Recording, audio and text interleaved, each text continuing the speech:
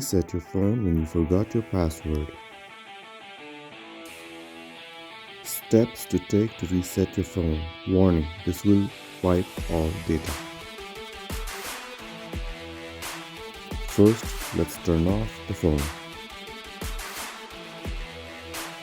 Press the power and volume down button at the same time. Keep on pressing.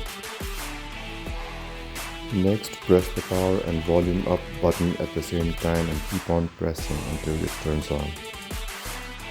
Let's go into the phone hardware settings. Press the volume up and down button to navigate.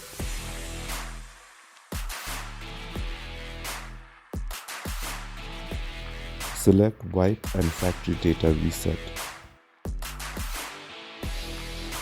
Press power button to select the option. Warning, everything will be wiped afterwards.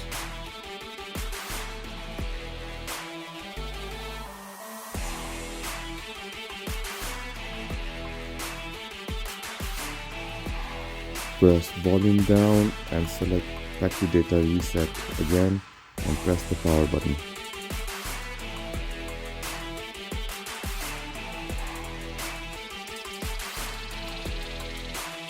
Press the power button to reboot the system. Changes will not take effect if you don't reboot the system.